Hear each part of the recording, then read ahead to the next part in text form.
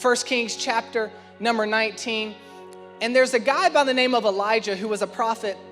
And God has just told Elijah that he is to go and anoint a man named Jehu to be the next king of Israel. Now, this is really not that big of a deal for him to go and to anoint the next king of Israel. That's kind of commonplace for the prophets in this time with God's people. But God also told him, he said, I want you to go and anoint a man named Elisha to, quote, succeed you as the prophet. God said, I want you to go anoint Elisha to succeed you as the prophet. In other words, I want you to go and anoint the guy who's coming after you to kind of take your place. Now, this is important. This is kind of like a big deal because we live in a culture in a time where many people get suckered in to kind of pitting generations against each other. Right? Well, this generation's fighting this generation, and the younger generation doesn't like the older generation. The older generation doesn't like the younger generation. The middle generation's just kind of there. And it's like pitting all the generations against each other. But can you imagine how much more powerful we would be if we all worked together? Can you imagine how much powerful we would be if every generation was working together? That's why here at Elevation Point Church, our third core value is that generations unite. Generations unite. If you missed Starting Point last Sunday, if you're new around here and you haven't had a chance to make it a starting point yet, I'll kind of just give you real quick our 7 core values. It's Jesus is our message, love people, generations unite, cultures align, faith empowers, hope restores, serve to grow. But right there in the middle is generations unite, because we believe that we can go further together. You might be able to go faster alone, but we can go further together, and we can do more together. We believe that all generations matter. All generations matter. Am I too young? No. Am I too old? No. Am I in the middle? No. All generations matter. So we strive to do that because God told Elijah, hey, it's time for you to move on. It's time for somebody else to come in. And he said, go and anoint Elisha. So Elijah leaves, goes and finds Elisha. And that's where we pick up here in verse number 19. It says, so Elijah went from there and found Elisha, son of Shaphat, and he was plowing with 12 yoke of oxen, and he himself was driving the 12th pair. Isn't this amazing? I mean, I may be like geeking out. A lot of times, like when I read the Bible, I get like a little bit geeky about it and stuff. But it's fascinating to me because Elisha is just plowing with the oxen. He's just working. He's not in Bible college. He's not in seminary. He's not in the temple. He's just out plowing with the oxen when God says, that's the one that I want.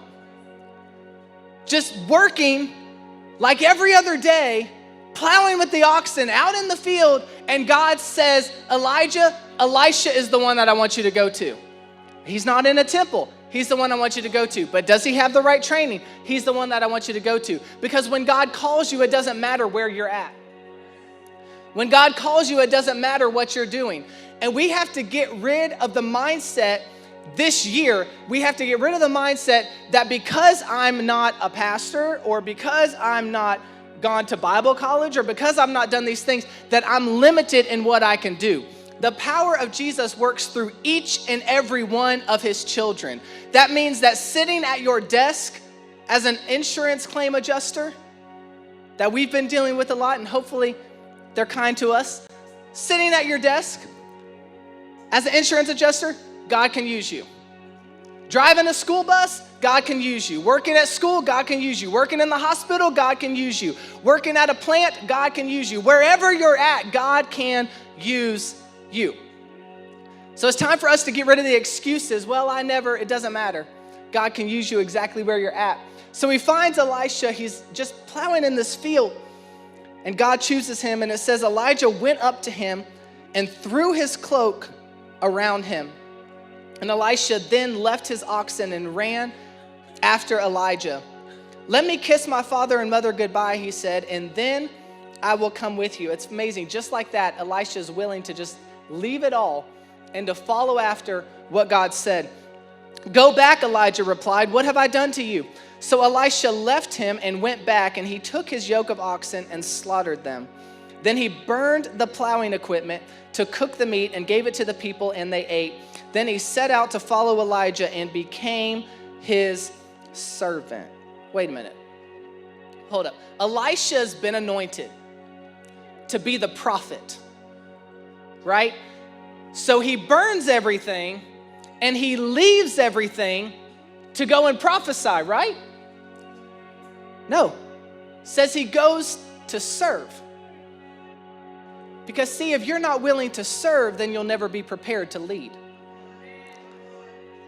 Elisha's been anointed by God to be the next prophet, but he leaves it all not to go and to try to kick Elijah out and prophesy, but he goes to serve Elijah because he understands, I don't know it all. So in order for me to get to where I need to be for God to do what he wants to do, I've got to serve. Many times when we feel like God calls us to something, we feel like we just need to disregard everything else in the way. And God says, just because you're called doesn't mean that there's not an order. Just because you're called doesn't mean there's not a process. You might be called in the moment, but there is still a process. And he says, he burned the plowing equipment to cook the meat, gave it to the people, and they ate. Then he set out to follow Elijah and became his servant. Elisha was just busy doing the mundane. He was just plowing with the oxen. He wasn't doing anything special, anything elaborate, nothing major. He wasn't expecting Elijah to show up. He didn't seem special by the other people's around him standards. He wasn't chasing after Elijah. The Bible says that Elijah found Elisha. And the moment that Elijah called Elisha, hit him with the cloak, called him, Elisha left where he was and pursued what God had called him to do. Once he had received the call, he left what he knew, he left where he was, he left what was familiar, and he followed after where God was leading him. He did not wait a day, he didn't wait a week, a month, a year. In that moment, Elisha said, oh, I'm called. Okay, now I'm going to leave what's familiar and I'm going to do what I've been called to do. And it's so important because we never know how or when God is going to lead. We never know how or when God is going to work, which is why it's so vital that we be prepared, that we always be prepared. And that's what I want to talk to you this morning is about being prepared in season, out of season, when you see it happening, when you don't see it happening, when you feel like God can do it, when you don't feel like God can do it, when you're in a place that you think God can move, when you're not in a place that you think God can move. No matter where you're at in your life, you think you're too old, you think you're too young, always be prepared because we never know how or when God is going to move. Let's pray together before we continue on. God, I thank you for today, and I just thank you that we have the opportunity to come before you today and to hear from you and to worship with you. And Lord, I pray that for these next few moments that you would help each and every single person in this place not to hear or see from me, but to hear and see from you. Lord, I pray that you would help us to apply what is spoken today to our lives so that we can see change. We thank you for it in Jesus' name. And everybody said, Amen. Now, it's a new year, which always brings new opportunities, right? New years bring new opportunities. And for me, one of the new things that I did on the first day of the year. As in New Year's Day, I did something that I had never, ever done before. I watched both of our sons by myself, okay? 2-year-old, 5-month-old, by myself for an entire day. Because my wife is a nurse, and so, hospitals, they don't shut down for the holidays, so they still have to go to work. And I was off work, so I got to watch the kids by myself. And I was excited about it, right? I was so optimistic and so pumped up for this because it was going to be a guy's day, right? The boys. Mommy's not going to be here for you to run to and say, uppy, mommy, uppy, because it's a guy's day. Right, we're men. We're not doing this epi stuff like we're men. So we're gonna have a guy's day, and I was all pumped about this. Some of y'all are like, well, how did it go? We all 3 survived, so I counted a win. I feel like it's a pretty good place to start, but we also had a lot of fun. But going into it, one of my things was, I was like, you know what? I want to be the fun dad today. I want to be the fun dad, right? Like I want to get down on the floor and play, and I want to throw things across the room. I want to make messes and not clean them up, which is very much outside of my nature, because normally when Judah, our 2-year-old's making a mess, I'm like going behind him and like cleaning up as he goes, because I got like borderline OCD a little bit. But I was like, I'm going to make messes with them, and we're just going to leave it. It's going to be a party. It's going to be amazing. And so Judah said, you know what? I want to go up to my playroom, upstairs. So I'm like, this is perfect, because we can make a mess upstairs and I don't have to look at it, because we live downstairs. So we go up to the playroom. He gets in his ball pit. Of course, he's taking all the balls that are in the ball pit, throwing them out of the ball pit, because of course they're not supposed to stay in the thing that they were made for. But anyways, he's throwing all the balls everywhere. It's okay. I'm cool with it. Then he goes and he's playing with some other things, but then he goes to the closet and he points to the closet and he's like, Daddy, open, please. Daddy, open. And I like cringed, because the closet is where I put all of his toys that I hate. Every toy that has 1,000 pieces, every toy that makes a mess, crayons, markers, chalk, all these things, that's where I put them, because he can't open the closet. So I'm like, you know what? It's okay, I'm fun dad today, I'm gonna do it. So I'm like, yeah, man, you got it. So I open the closet, and he goes to every single container, and I'm not lying to you. He just pulls out the container and then just tips it over. Puts that down, goes to the other container, tips it over. Full of toys, full of all this stuff, and every one he tips over, stuff's just going everywhere. And I'm just like, oh my. I'm like, I'm okay, it's okay, we're gonna be okay, we're gonna make it through this thing, it's fine. This is totally fine. Dustin, you're fine, you're gonna be okay. Dustin, we're in a prayer journey, let's pray. Dustin, it's time, it's okay. So he's making this huge mess everywhere, and I'm just kind of like, and then he points to the Mega Bloks, which are on the top shelf. And he's like, those please. And I'm like, no, I can't. Like, every time I wanted to say okay, I couldn't do it. And so then I got really frustrated with myself, because I'm like, man, I was gonna be the fun dad, but now I can't get the Mega Bloks down with all this huge mess. So I decided to make myself feel better, I would use it as a teaching lesson, right? I'm gonna be a teaching dad today. So I was like, hey bud, we'll get the Mega Bloks down if you can clean up all these toys. And he's like, okay. So he's like, clean up, everybody, everywhere. And he's like putting them up, and I'm just like melting, like, okay, fine, I should have just gotten the blocks in the first place. I help him clean up everything, put it back, get the Mega Bloks down, and he's like, yay! And I'm like, this is awesome. Yeah, Dad made you happy. And so he goes and he takes the Mega Bloks, pours them all out on the floor. I've already closed the closet door back, and then he looks at the closet and goes, open, please. Daddy, open. Daddy, open, please. And I was like, bro, you're cute, but like, no. Like, you got your Mega Bloks right here. That's what we wanted, right? So I'm like, you got your Mega Bloks. Let's play with the Mega Bloks. Let's focus on the Mega Bloks. They're right here. Like, I'm not playing this game. I'm not going to go get these other things that you can't see. We're going to focus on what you can see right here. We're going to focus on where you're at. I was trying to teach him that when you have something before you, focus where you're at. Focus where you're at. That's the first thing I need you to see this morning if you're taking notes, is to focus where you're at. When Elijah found Elisha was out in the field doing his best, plowing with the oxen. He was out in the field doing his best, working his hardest with the oxen. And it says in verse number 19, Elijah went from there, found Elisha, son of Shaphat. He was plowing with 12 yoke of oxen, and he himself was driving the 12th pair. Nowhere in there does it say that Elisha was halfway doing what he was doing, waiting on something better. Nowhere in there does it say that Elisha was complaining. Nowhere in there does it say that Elisha had an attitude. Clean up on aisle 8. Oh, hate this job. Ugh. Nowhere in there does it say that Elisha was just halfway doing things. It doesn't say that he's going around saying, this is beneath me. They're not paying me enough. When is my moment going to come? When is my opportunity going to come? I'm tired of doing this. I'm just waiting on something better. He was just plowing in the field, working in the field, focused where he was at. He was focused on what was before him, focused in the place where he was. Doesn't mean that he wasn't ambitious. It just means that he was focused. And even in that plowing, God was preparing. And every day that Elisha got up just to go and to have to plow with these oxen, it's boring, it's mundane, it's not fun. Every day that he got up and went and did that, God was preparing him.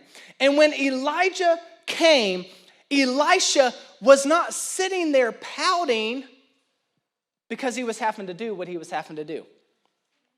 He was just doing it. He was just doing it. He was just doing what was before him when God called him to something greater. And the truth is, it's so easy for us to want the big thing so much that we're unfaithful in the little thing. We want the big moment so much that we're unfaithful in the little moment. But God will not bring you into a big moment until you are faithful in the little moment. Why would God bless you with more when you can't be faithful with less? Why would God bring you into a greater place when in the place that you're at, you're so unhappy that you aren't even putting your best foot forward? Why would God trust you with more, with greater things, with greater opportunities when you're wasting the opportunity that's right before you in that moment? Why would God continue to bless you with more? So Elisha he's working where he's at. And some of us are so eager to get somewhere else. We're so eager to get to the next place. We're so eager to get somewhere else that we are cheating ourselves of the growth that could take place where we're at. We're cheating ourselves. So then when the moment comes and when Elijah actually shows up, we're not ready. When Elijah actually comes and shows up to bring the moment, we're not even ready because we wasted our season of preparation. We wasted the season where God was trying to prepare us for what he was wanting to do. And it is time for us to stop looking everywhere else. Stop looking everywhere else. Trying to figure out, well, should I put my best foot forward? Is anybody watching? Is anybody looking at me right now? Well, nobody's watching right now, so maybe I'll just kind of halfway do it.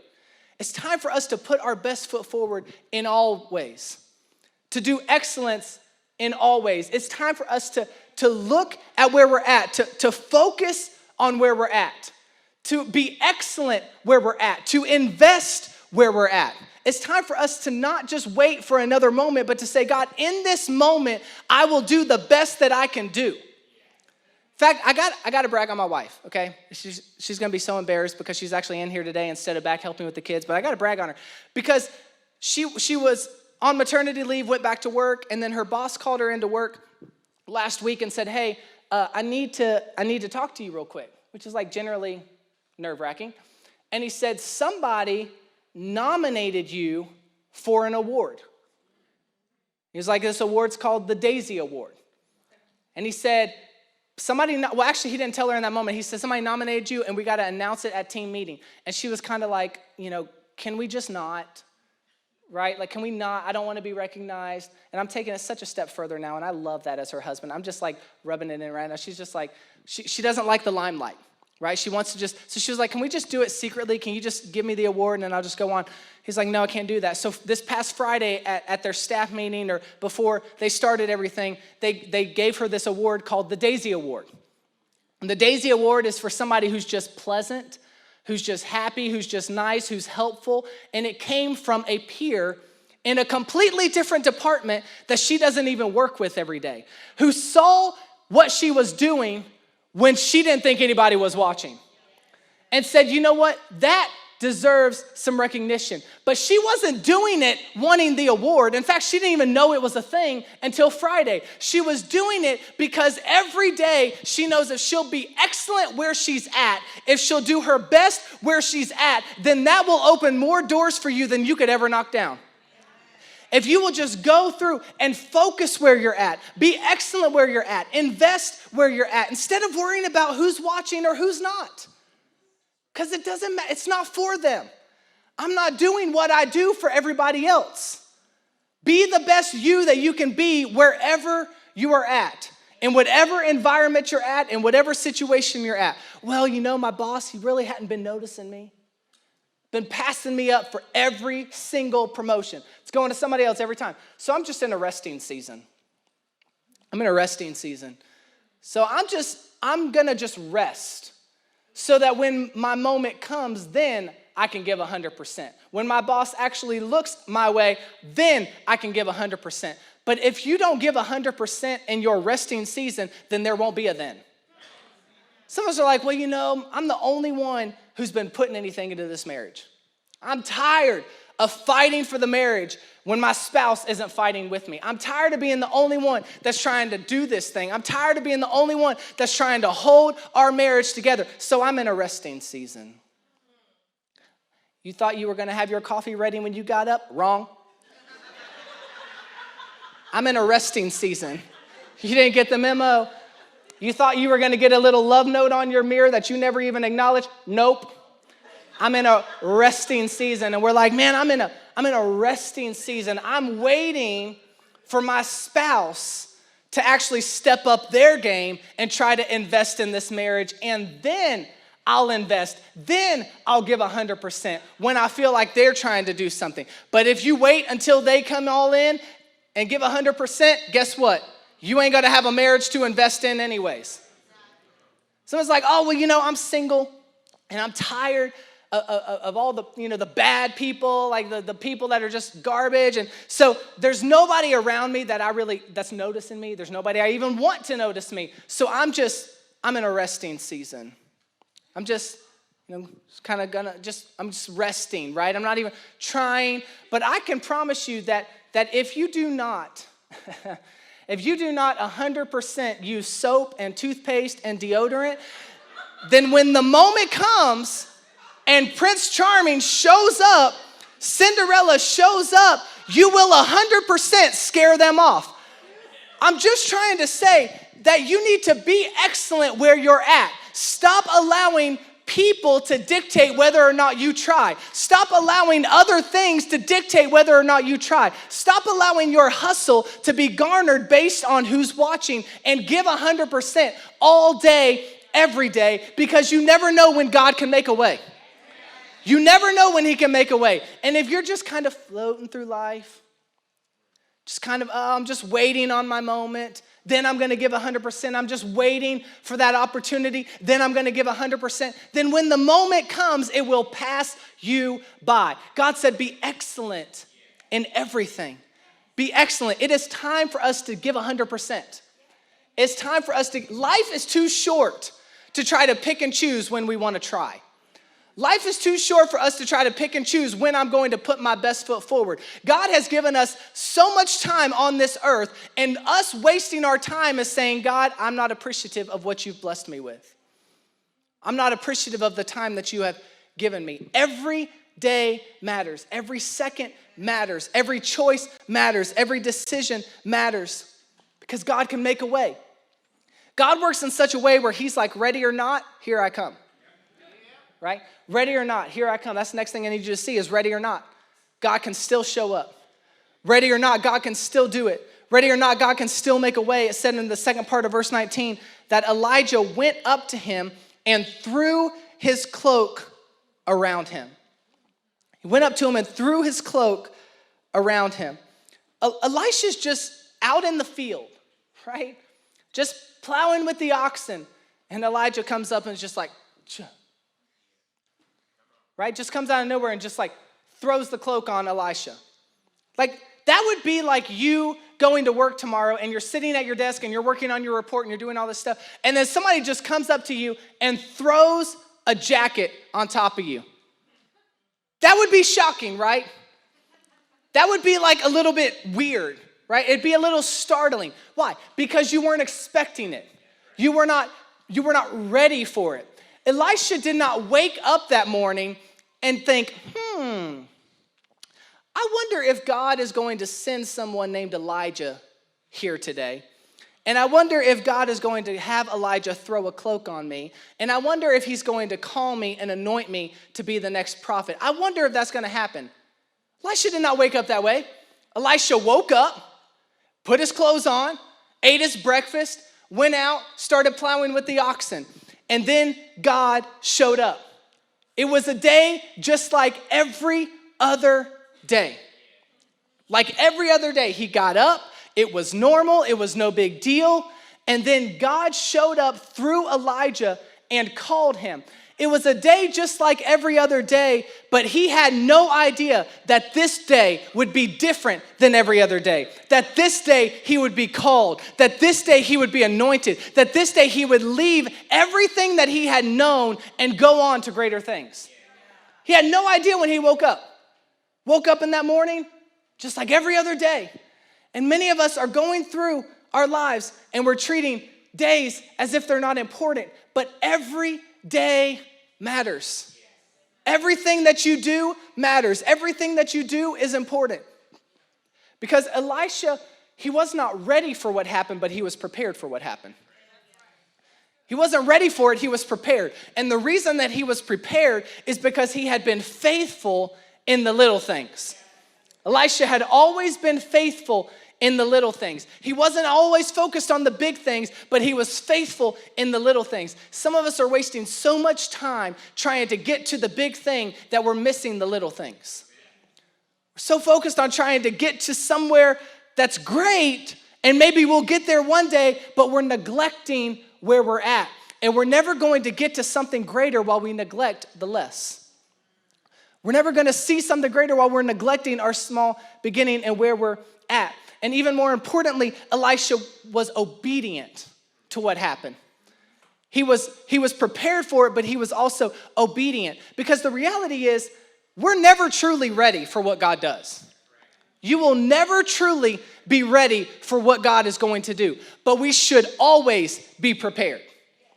We should always be prepared, and we should always be obedient. In every single moment, we should be prepared and we should be obedient, because we'll never truly be ready, but we can be prepared. And it is time for us as a church to live our lives in such a way that every day we're prepared. Live our lives in such a way so that when the moment comes, when the opportunity comes, when the call comes, we're prepared. We're prepared. That we are able to step into what God is doing because we've prepared for this. I didn't even know I was preparing for what I was preparing for. But guess what? I'm prepared because I was faithful in the place where God had me. So I was prepared for where God was going to take me. In the kingdom of God, every single day matters. Every decision matters. Every decision is important because you never know when the moment will come that God will call you. You never know when the moment will come that God will thrust you into the place that he had prepared for you. You thought that you were just working that little job, just trying to make a paycheck. But the reality is God was preparing you in that little job so that you could be prepared for what he had for you. You thought that God was just kind of in that relationship that's garbage and that you had to learn a lot of difficult lessons from. You thought that it was just a waste of time. But the truth is God had to prepare you there so that you could see what you really deserved, how you really deserve to be treated.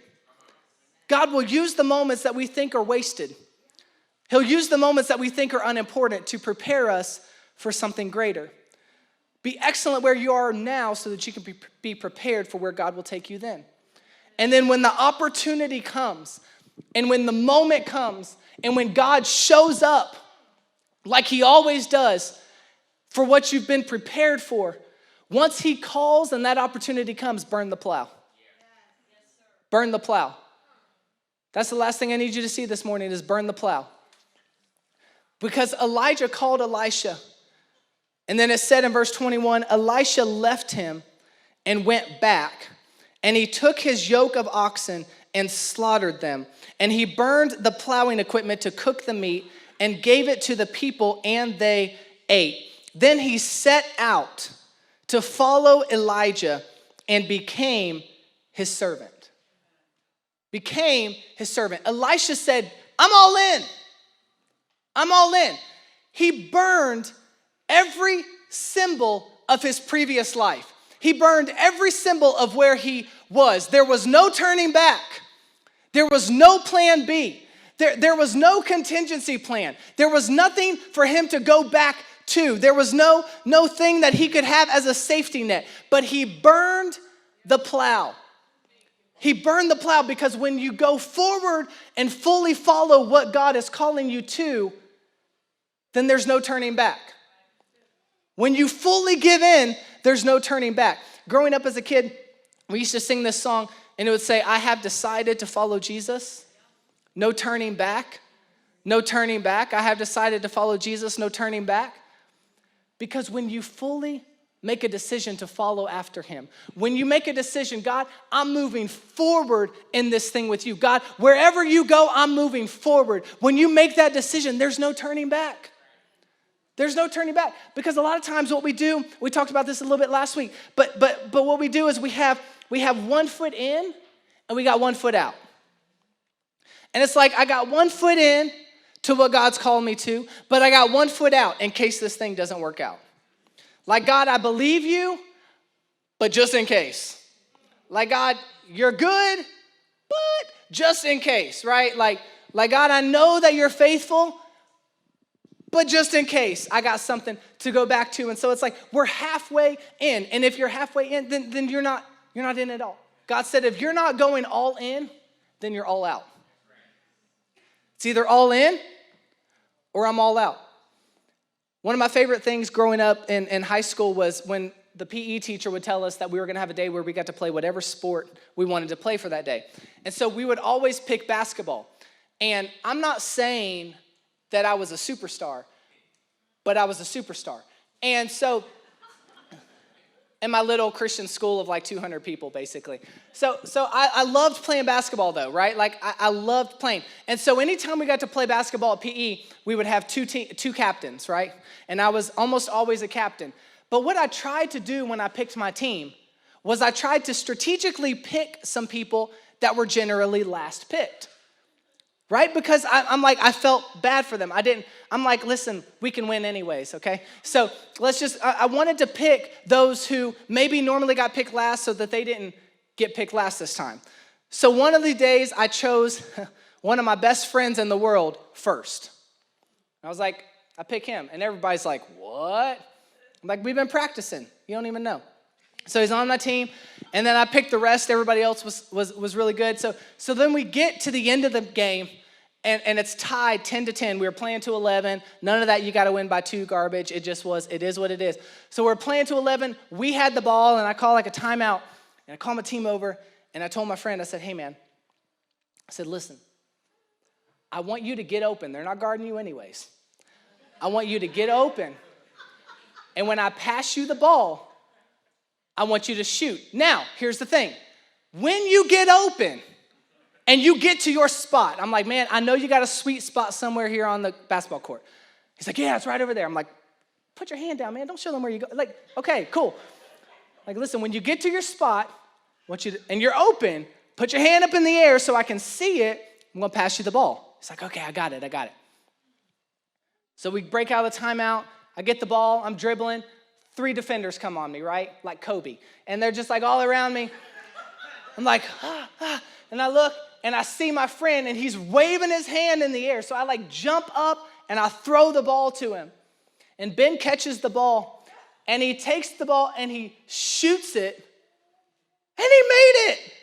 I was like, oh my God, it's amazing. And so like I'm running and I'm like, yeah. And he's like, yeah, and all this stuff. And the PE coach comes running in with his whistle, and he's like, no. He was out of bounds when he caught the ball. And I looked at him, and I'm like, Ben, man, my dude, like, why did you call for the ball when you were out of bounds? He said, I wasn't out of bounds. He said, I had 1 foot out of bounds and 1 foot in bounds because I was trying to trick the other team. But he said, I wasn't out of bounds. I still was in bounds. And I said, no, dude, if you got 1 foot out of bounds, you're out of bounds. If you got 1 foot in, that's good. Let's just go ahead and pull the other one on right over next to it. Because if you got 1 foot in and 1 foot out, you ain't tricking nobody, but you're making us lose the game, and I don't like that. But he was like, I had 1 foot in and 1 foot out. I thought I was in bounds. But see, if you got 1 foot in and 1 foot out, then you're fully out. If you're not fully in, then you're fully out. Well, I'm just gonna try this thing. Let me just try to do it God's way. Let me just try to trust God. Let me just try to obey Him. Let me just try to end that relationship. But I gotta keep their number in my phone because see, if I don't find anybody else by the time I'm 40, I'm calling them. I know they're toxic. I know they're bad for me, but just in case, I need to have somebody to go back to. So I got that contingency plan. And we're halfway in, and then we're halfway out. Well, you know what? I'm going to start my year off, God. I'm going to go to church. I'm going to be around like-minded people. I'm going to go to church. But God, if I don't see a turnaround in 90 days, giving you 90 days, God, then guess what? I'm staying out all night, Saturday night again. I ain't even going to wake up till 2 o'clock in the morning on Sunday. I'm not going to know what day it is because I'm going to try it. But if it doesn't work out, I'm going back. And Elisha, he said, no, I don't need anything to go back to. I need nothing to go back to. In fact, let me just show you. I'm going to throw it here. I'm going to burn it all. I don't need anything to go back to. I'm burning the symbol of my former life. I'm burning the symbol of my contingency plan. I'm burning the symbol of where I could go back to if this thing didn't work out because I believe in God enough. I trust God enough. He's been faithful in my life enough to know that if He called me to it, He's going to take me there. If He said I'm going, He's going to take me there. I don't need somewhere else to go back to. I'm going all in with what God said. And no matter what it looks like, no matter how small it may seem, I'm going to be prepared for the moment that God shows up and says it's time. I'm going to be prepared for the moment that God shows up and says, ready or not, your opportunity is here. Ready or not, the thing you didn't even know that you were preparing for, that you've been preparing for, is here in this moment.